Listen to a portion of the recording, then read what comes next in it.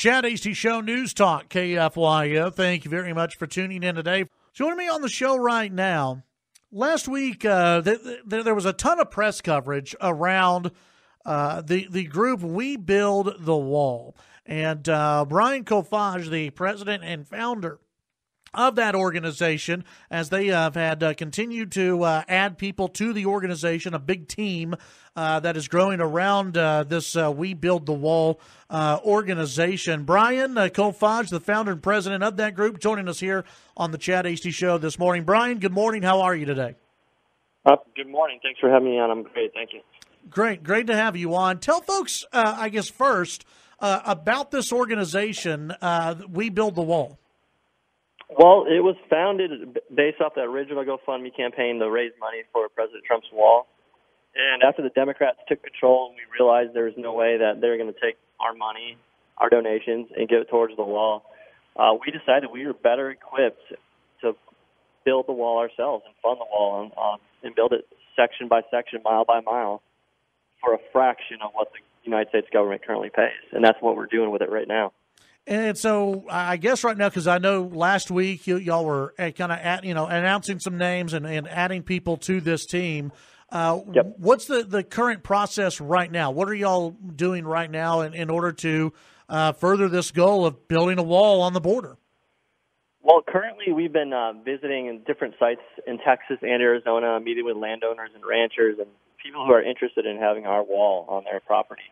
And ultimately, we want our wall to have an impact on immigration and drugs and help the community. So we're narrowing it down to see which property could have the biggest impact, and that's where we're at right now. We look to hopefully have 2 sites nailed down by the end of next week and start this whole process to get permits and start building. Visiting with Brian Kolfage, founder and president of We Build the Wall. Has your organization had any contact with the administration? Are they for this? Yeah. Chris Kobach, he's on our team. He was the Secretary of State for Kansas, and he's also running for President Trump's DHS secretary right now. He's probably the best pick for DHS secretary, and they might take him away from us. But he has the ability to speak with Trump anytime he wants, and he's been speaking with the president himself. President Trump endorses us, blesses our project, and he personally thanked everyone who's involved in this project. Yeah, and so yeah. And I know your group has a lot of folks who have been connected to the president in the past. Yeah, we have Steve Bannon. We have some other people that aren't even listed yet, but Steve Bannon and Chris Kobach are 2 main people. They're very smart, intelligent, and they're really bringing in the big donors outside of the GoFundMe to really ramp things up and get this wall built for the people. Because this is the people's wall, it's the people's money, and we're going to show Democrats, politicians that we take this seriously. We want border security, and we're actually willing to build the wall ourselves. Visiting with Brian Kolfage here on the Chad Hasty Show. When the national media talks about the wall, and they talk about ranchers and they talk about those with property along the border, this. The national media plays it off as though nobody wants the wall around the border. I'm sure you're hearing different when you go down and actually visit with folks who actually have land along the border. Yeah, a majority of people want the wall. We believe it's somewhere around 75% of American citizens want border security. And you just don't hear that in the media. And one of the things we've learned from visiting the border and talking to ranchers and actually stepping our feet down there and being, and hearing the stories is that they want it. And the stories that they're telling are things like they're sick of having to basically alter their lifestyle for these criminals, for these cartels. They don't lock their doors when they go to the grocery store. And the reason why they don't lock their doors is because it costs too much to replace windows and doors if they're locked, because the cartels and migrant people who don't care will just break in and steal their crap.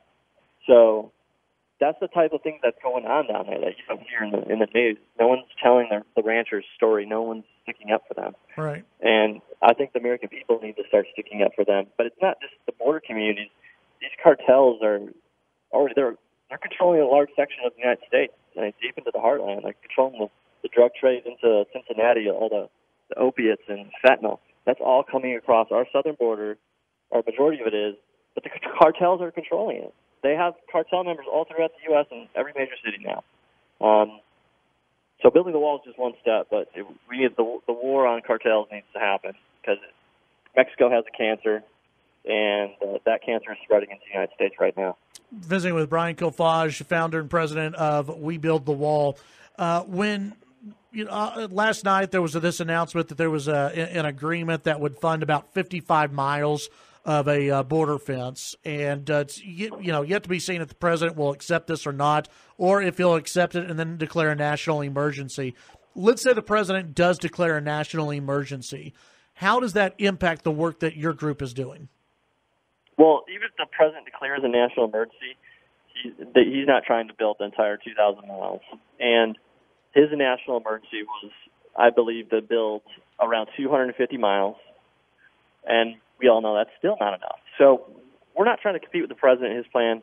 We're trying to supplement it and work together and build the most amount of wall we can build working together, private citizens and the United States government. And I think that's the best option that we have to get the most wall is to do this privately and through the government. So that's where we're at right now. You mentioned earlier that you could do it at a fraction of the cost. How does that look? What is the difference between what y'all are looking at in different portions of a border wall, fence, whatever you may be looking at, versus what the federal government's looking at and how much it's going to cost them? Well, the federal government currently pays between $18 and $19 million per 1 mile, which is outrageous. We've looked at a couple different wall systems.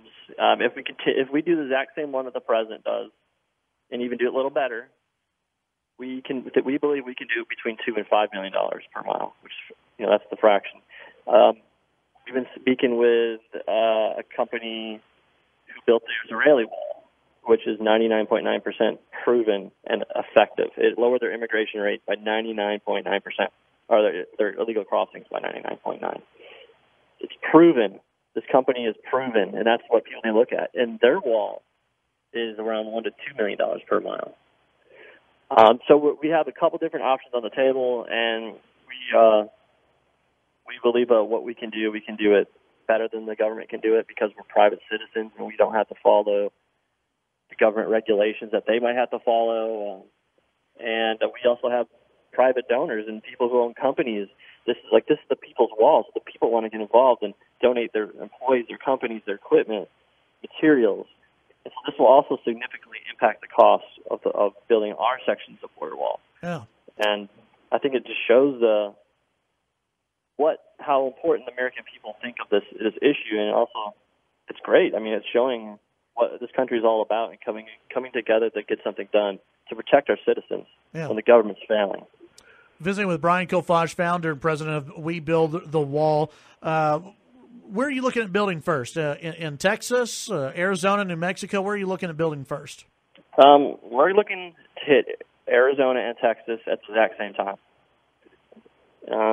I can't really name locations yet because there's a lot of groups like the ACLU who want to stop us, and right. As soon as they figure out exactly what piece of property we're on, they're going to file a lawsuit to try to stop it. And you're saying the left is going to be upset with you? Is that what you're trying to say?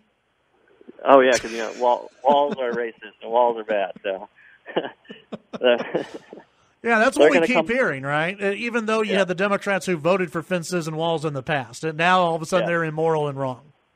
Yeah, exactly. It's because they need those. They're looking at all these migrants as voters, and they want them because they know they can flip states. It's all about power. I saw something in the news yesterday about 40 million South Americans or Central Americans say they want to migrate to the United States. That's 40 million. And all that 40 million, 5 million said they're coming this year, that they're planning on making the trek. I think we're looking at a very large crisis coming up, and we need to be prepared for it. I mean, if that poll is correct with 40 million, that's a huge number, and we can't handle that as a country. That type of influx is going to change states. It's going to change social programs, and we all know that 40 million, if it comes across, is all going to be on welfare and soaking up, the benefits that they haven't paid into and benefits that honestly, they don't have the right to be in, I believe. And we're only taking away from our own people. Yeah. We can't support the world or one country. We need to take care of our own people first. Brian, we got about 2 minutes left. Tell folks a little bit about your background and what led you to do this, and then also how people can get more information and maybe even help out if they want to.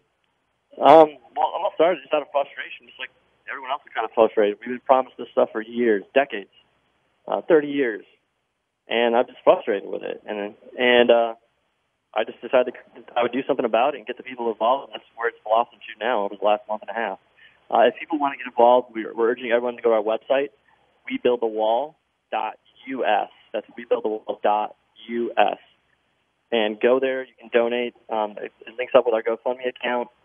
GoFundMe only takes 2.9%. That's all they take. It's a typical credit card charge if you use your card at a grocery store.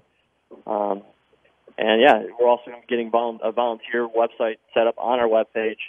So people who do have companies, if people want to come out and feed our workers and get involved, get their feet dirty, their hands muddy, and build a staying wall, we're going to be allowing that.